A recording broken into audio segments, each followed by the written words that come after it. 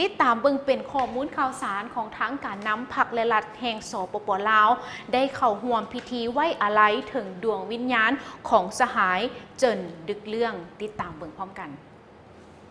ในครั้งวันที่24 พฤษภาคม 2025 นี้ที่สถานเอกอัครราชทูตแห่งสสเวียดนามประจำสปป.ลาว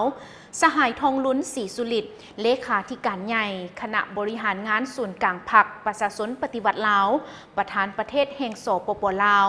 ได้นำพาคณะโดยได้ต่างหน้าให้คณะบริหารงานศูนย์กลางพรรคประชาชนปฏิวัติลาวสภาแห่งชาติรัฐบาลและศูนย์กลางแนวลาวสังชาติแห่งสปป.ลาวเข้าร่วมพิธีไว้อาลัยถึงดวงวิญญาณของสหายเจินดึกเรื่อง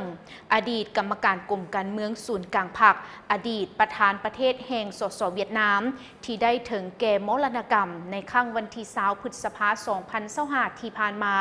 พร้อมทั้งได้ร่วมเขียนปึ้มไว้อาลัยซึ่งมีเนื้อในดังลุมนี้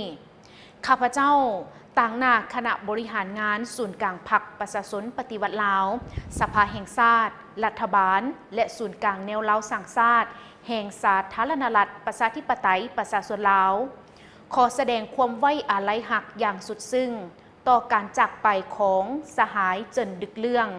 อดีตกรรมการกรมการเมืองศูนย์กลางพรรคอดีตประธานประเทศแห่งสสเวียดนามผู้นำที่ดีเด่นของพรรคและรัฐและประชาชนเวียดนามอ้ายน้องทั้งเป็นเพื่อนสหายที่ใกล้ชิดสนิทแน่นของพรรคและรัฐและประชาชนลาวนี่คือเนื้อในที่เพิ่นได้มีการเขียนไว้อาลัยน้องประธาน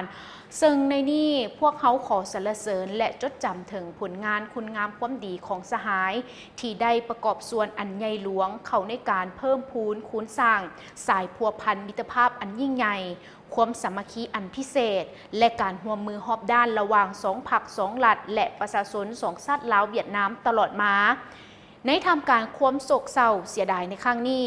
พวกข้าพเจ้าขอแสดงความเศร้าสลดใจและแบ่งเบาความทุกโศกมายังคณะบริหารงานศูนย์กลางพรรคคอมมิวนิสต์เวียดนามแนวโฮมประเทศชาติและประชาชนเวียดนามอ้ายน้องก็คือครอบครัวญาติพี่น้องของสหายเจินดึกเรื่อง